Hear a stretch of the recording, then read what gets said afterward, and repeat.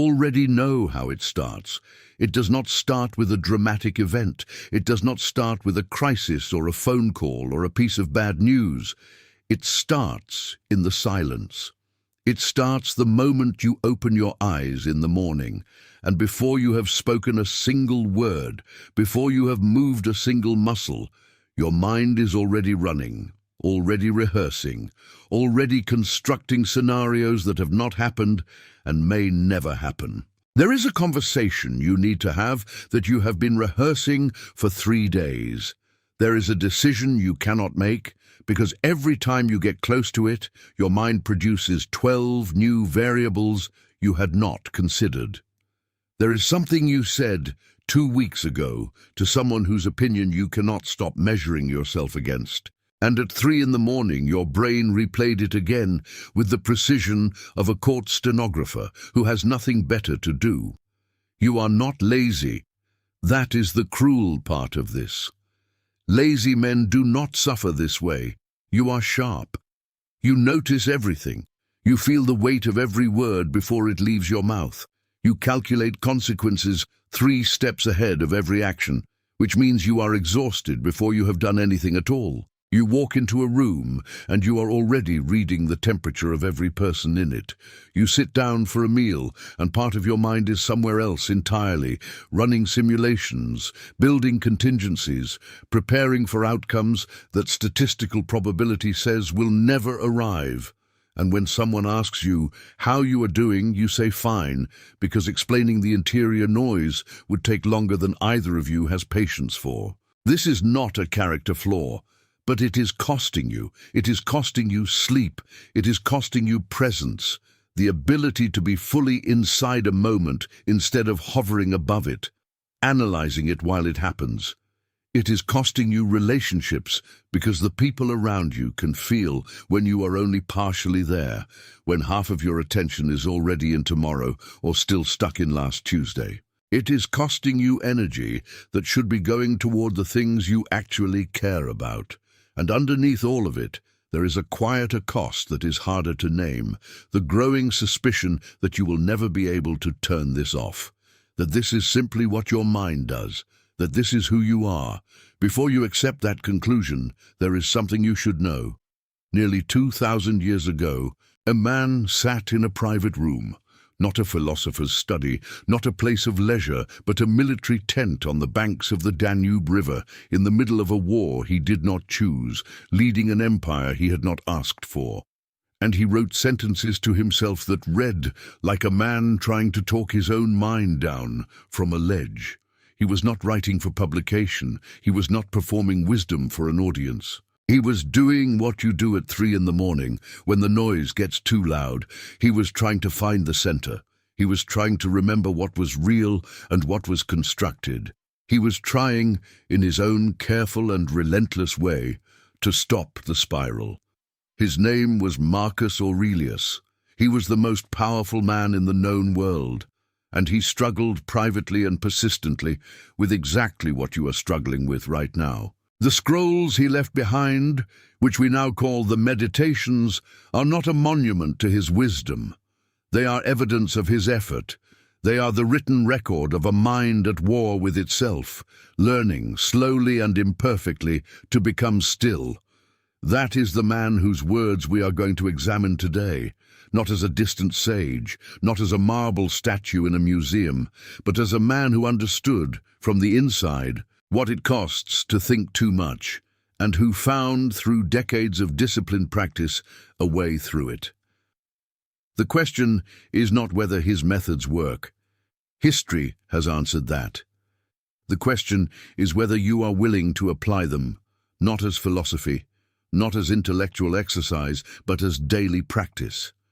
Because Marcus Aurelius never taught overthinking as a theory, he treated it as a habit. And habits, unlike character, can be changed. In the year 170 AD, Marcus Aurelius was 50 years old, and everything was going wrong at once. The Antonine Plague, a pandemic that historians estimate killed between 5 and 10 million people across the Roman Empire, had been ravaging the population for nearly 8 years. His most trusted general had just led a failed military campaign in the east. The northern frontier was under serious pressure from Germanic tribes who had crossed the Danube. His co-emperor, Lucius Verus, whom he had genuinely cared for, had died unexpectedly, and Marcus himself was suffering from chronic stomach pain and insomnia that would follow him for the rest of his life. He could not leave, he could not rest, he could not hand this to someone else. Every morning he rose and made decisions that would determine the survival of millions of people, and then, in whatever private hours remained, he opened his journal and he wrote, not plans, not strategies, personal instructions to himself, corrections, reminders, the same lessons written over and over because he kept forgetting them under pressure, because the anxiety kept returning, the circular thinking kept pulling him back in, and he had to keep dragging himself out by force of written word. One of the most striking passages he left behind reads, "You have power over your mind, not outside events. Realize this, and you will find strength." What makes this passage remarkable is not the idea itself. Stoic philosophy had been teaching the dichotomy of control for centuries before Marcus. What makes it remarkable is the context in which he wrote it. He was not writing it as a man who had mastered this truth. He was writing it as a man who needed to hear it again, a man who, despite being emperor, despite having studied philosophy since boyhood, despite having access to the greatest Stoic teachers of his age, still had to remind himself of this basic principle, because the mind, left to its own patterns, does not naturally obey philosophy. It obeys anxiety, it obeys habit, it obeys the gravitational pull of the worst possible scenario. Marcus had been trained from boyhood by the Stoic philosopher Junius Rusticus, who first placed in his hands the teachings of Epictetus. He had spent his entire adult life studying, practicing, and attempting to embody Stoic principles. And yet the meditations are filled with evidence that he was, on any given day, still fighting the same internal battles he had been fighting at 20. Still catching himself reacting, still having to consciously pull his mind back from scenarios that did not exist, still having to choose, deliberately and effortfully, where to place his attention. This is not a failure of his philosophy. This is proof that the practice works precisely because it is a practice, not a destination.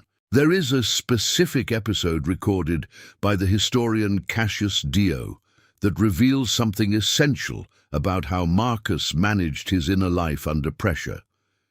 During one of the most dangerous phases of the Marcomannic Wars, when Roman casualties were severe and morale among the troops was fracturing, Marcus was observed by his officers spending long periods of silence before issuing any commands. Not paralysis, not avoidance, deliberate stillness. He had trained himself to insert a gap between the stimulus and the response, between the news and the reaction, between the problem and the decision. His officers sometimes interpreted this as cold detachment. It was not. It was the most disciplined form of mental hygiene available to him, the refusal to let the noise of circumstance dictate the direction of his mind. That gap, that space between what happens and what you do next, is the entire architecture of Stoic mental training. And it is exactly what the overthinking mind collapses. When you are caught in a spiral, there is no gap. The thought produces the feeling produces the next thought, and the cycle accelerates without any point at which you can intervene. Marcus Aurelius understood this not theoretically but viscerally, from years of personal experience with a mind that, like yours, was capable of running very fast in very unhelpful directions. He did not cure himself, but he learned to govern himself, and the method he used is precise enough to be applied today in your life with your specific brand of noise. The wound he lived and the wound you carry are not identical. His had the weight of empire behind it. Yours has a different kind of pressure, the pressure of a world that never fully switches off, that keeps the stimulus constant and the silence rare. But the mechanism is the same, and the medicine, as you're about to see, is the same. The Stoic principle at the center of Marcus Aurelius's approach to overthinking is called Prosoche, a Greek word that translates roughly as attention to oneself, but not in the modern therapeutic sense of self-awareness as exploration. Prosoche is self-attention as discipline. It is the deliberate, ongoing practice of watching where your mind goes and deciding consciously whether that direction serves you. It is not the elimination of thought, it is the governance of thought. And the distinction matters enormously, because most anxious men who try to stop overthinking make the mistake of fighting their thoughts, which is like trying to stop a river by standing in the middle of it with your arms out. The Stoics did not fight thoughts. They redirected attention. Here is the psychological mechanism Marcus understood intuitively, which modern cognitive science has since confirmed. The overthinking mind is not generating new information. It is recycling. Every scenario you have rehearsed 100 times contains no new data after the third repetition. The mind continues the loop not because there is more to learn from it, but because it has mistaken repetition for preparation.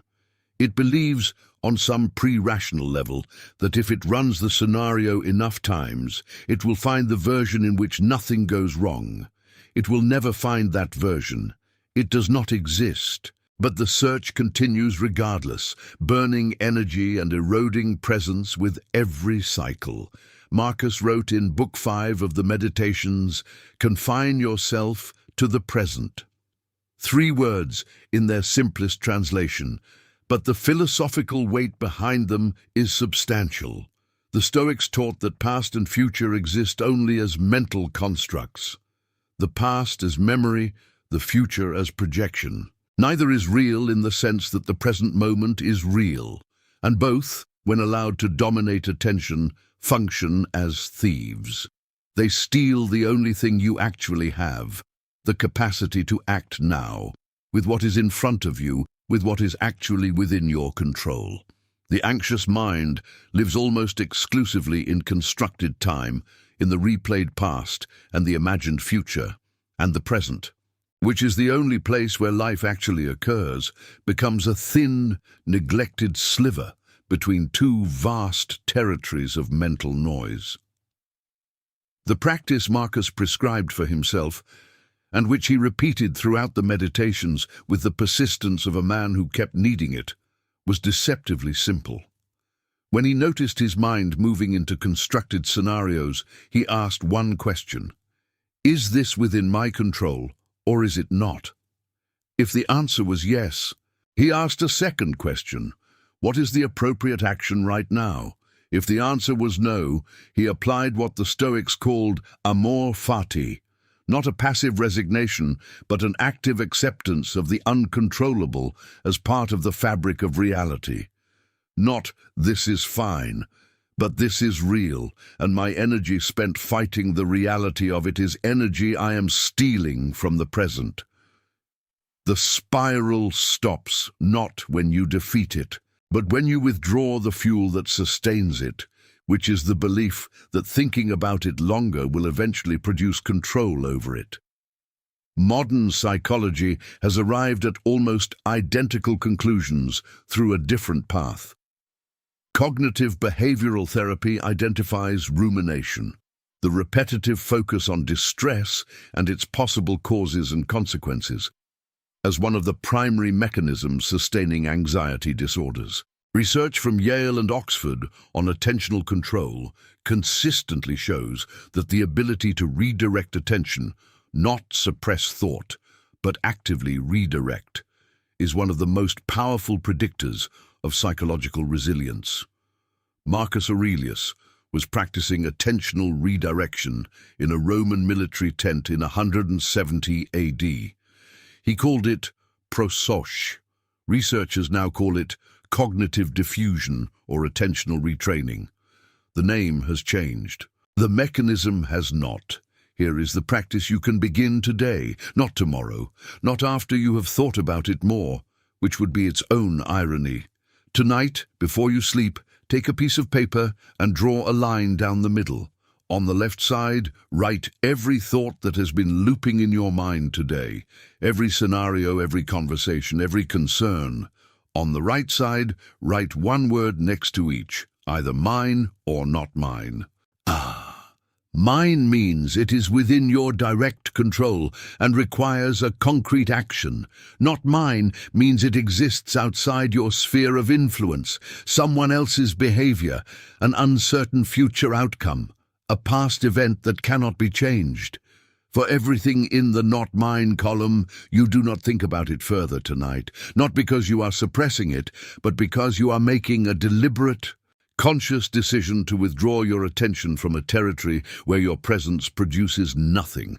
For everything in the mine column, write one specific action, not a wish, not a hope, one action that you will take tomorrow. Then close the paper. This is not a cure. It is the first repetition of a practice that, like all Stoic practices, works through accumulation. 90 days from now, if you apply what Marcus Aurelius practiced and what this philosophy prescribes, the change will not announce itself dramatically. It will not arrive as a revelation or a morning when you wake up and the noise is simply gone. It will arrive the way most real changes arrive, quietly, incrementally, and most visibly in retrospect. You will notice it first in small moments. A difficult conversation at work will happen, and you will find yourself less consumed by it afterward, not indifferent, but not looping. The event will occur, you will respond to what was within your control, and then you will return to the present, not because you forced yourself to, but because the habit of returning has been, over 90 days of practice, becoming the default setting of your mind. You will sleep differently, not perfectly, but the 3 a.m. inventory, the involuntary audit of everything that went wrong and everything that could still go wrong, will begin to lose its grip. Not because the concerns are gone, but because you will have trained yourself to meet each concern with the question Marcus trained himself to ask: is this mine to carry tonight, or am I carrying it by habit? That question, simple as it sounds, interrupts the loop at the root. It forces the mind out of automatic and into deliberate, and a mind in deliberate mode cannot sustain a spiral the way an automatic mind can, because spirals require momentum, and momentum requires unconsciousness. Your relationships will change in ways that other people will notice before you do. The men and women around you will feel the difference between being with someone who is partially present and someone who is actually there. Presence is not a performance. You cannot fake it. It is the natural result of a mind that has learned to inhabit the moment rather than manage it from a distance. The people in your life will feel heard in a way they perhaps have not felt before, not because you are saying different things, but because you are no longer half absent behind the glass of your own analysis. Your decision-making will become cleaner, not faster. Stoic practice does not turn you into someone who decides without thought. Marcus Aurelius was famously deliberate, but there is a profound difference between deliberate thought, focused, present, moving toward a decision, and circular thought, which moves fast but goes nowhere. The anxious mind mistakes speed for progress. It mistakes volume of thought for depth of thought. 90 days of Prosoche will begin to teach you the difference from the inside. You will catch yourself in the middle of a loop and recognize it for what it is, not thinking, but recycling. And in that moment of recognition, you will have a choice that you currently do not have, because you cannot choose to exit a loop you cannot see. There will be setbacks. Days when the practice collapses entirely and the spiral returns with the full force it had before you started. Marcus had those days too. The meditations contain entries that read like a man starting from scratch, going back to first principles, reminding himself of things he knew deeply but had temporarily lost in the noise of living. This is not failure. This is the nature of practice. A man who returns to the practice after a setback is not behind. He is more advanced than a man who never needed to return, because he has developed something that smooth, uninterrupted progress cannot build: the ability to begin again without self-condemnation. The Stoics called this equanimity. It is not happiness. It is something more durable, a steadiness of character that does not depend on external conditions or internal silence to hold its ground. What Marcus Aurelius ultimately discovered, and what his private journals testify to across 12 books of personal writing, is that the overthinking mind is not an enemy to be defeated. It is a faculty to be educated. The same sharpness that produces the spiral is the sharpness that, disciplined and redirected, produces clarity, foresight, and the kind of deep attention that most people never develop because they spend their entire lives at the mercy of wherever their mind happens to go. The anxious man who learns to govern his attention does not become a lesser version of himself. He becomes a more concentrated version of himself. The energy that was burning in loops becomes available for what actually matters. You will not arrive at stillness. Stillness as a permanent state is not something living men achieve, not Marcus, not any Stoic, not any honest practitioner of any philosophy that takes the human condition seriously. What you will arrive at, if you do the work, is something better than stillness: the capacity to return to yourself, quickly, deliberately, without drama. The noise will come. Life will keep producing it. But 90 days from now, you will not be the same man who reads these words today. The man for whom the noise arrives and simply takes over, running its familiar routes through your attention while you watch helplessly from somewhere behind your own eyes. That man, the one who was subject to his mind rather than the author of it, is not your destiny. He is just your current habit. And Marcus Aurelius, writing alone in a tent at the edge of the known world, surrounded by plague and war and the full weight of human suffering, proved something that no comfortable philosophy could ever prove: that the mind can be governed. Not perfectly, not permanently, but enough.